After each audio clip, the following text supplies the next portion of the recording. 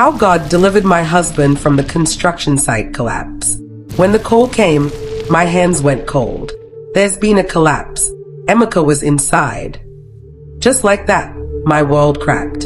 It was supposed to be just another workday. My husband, Emeka, kissed me on the forehead at 5:30 a.m., just like always, and whispered, "Pray for me, sweetheart." I did. I always did. That morning, I asked God to cover him, nothing unusual. Just the simple prayers of a wife who knew the dangers of construction work in our city. He worked on a high-rise site in Abuja. The building was nearing completion. Everything seemed fine. Routine. Until 11:42 a.m., when I got the call that shattered my breath. There's been a collapse. The scaffolding gave way. The building fell, and Emeka was inside. My knees buckled. I dropped my phone. My baby, barely 2, was asleep in the next room, and I didn't want to scream, but my soul screamed. I couldn't breathe. My heart pounded with a force I didn't know I had. The first thought that hit me was, God, don't let my husband die. When I got to the site, the scene looked like a war zone. The building had pancaked. Men were shouting. Ambulances. Sirens. Dust everywhere. People were crying. Wives. Mothers. Children. One woman fainted in my arms. And Emeka, my Emeka, was buried under concrete and twisted steel. No one had seen him since the fall. The rescue teams were digging with hands and hammers. The ground was unstable, and time was against us. Every hour that passed felt like a year. The officials told us honestly, chances of survival in that kind of collapse after the first few hours are low. I wanted to curse the logic, but instead I lifted my hands. Right there on the broken road, with tears and dust on my face, I began to pray. Not silently, not politely, loudly, desperately. God of Daniel, God of Jonah, God of resurrection, send angels to my husband now. Let the earth give him back. Other women joined me. We formed a circle around the site. We prayed in tongues. We sang. We wept. We refused to leave. And underneath it all, under layers of broken concrete and twisted beams, God was moving.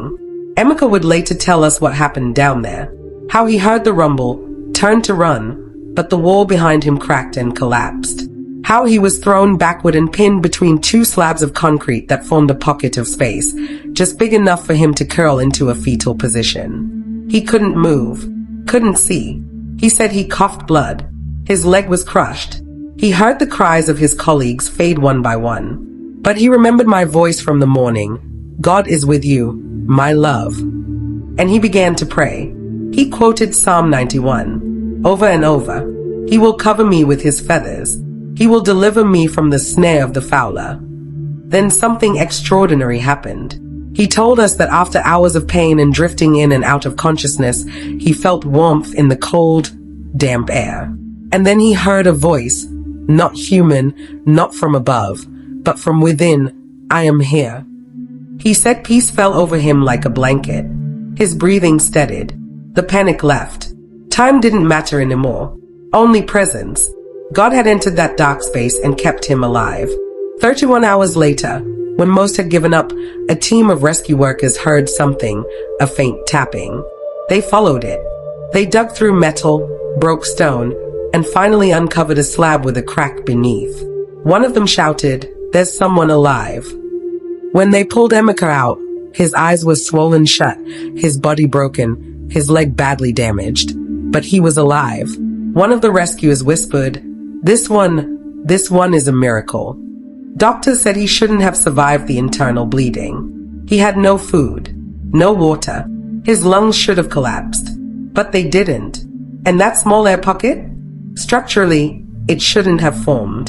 If that slab had shifted 1 more inch, they said he'd have been crushed instantly. But God held it in place. I remember holding his bruised hand in the ICU, tears running down both our faces. I said, "Did you hear me praying?" He smiled weakly and said, "No, but I heard him." Emeka's recovery took months. He walks with a slight limp now, but he walks. He went back to church just 6 weeks after his discharge and shared his testimony. The church roared in praise. Even men who had never cried before wept that day. Now every time he hugs our daughter, every time he lifts his hands in worship, we remember, buried, but not broken, crushed, but not consumed, forgotten by man, but never by God. And I will never forget the voice that echoed in my spirit the night before he woke up. I have heard you. I have delivered him.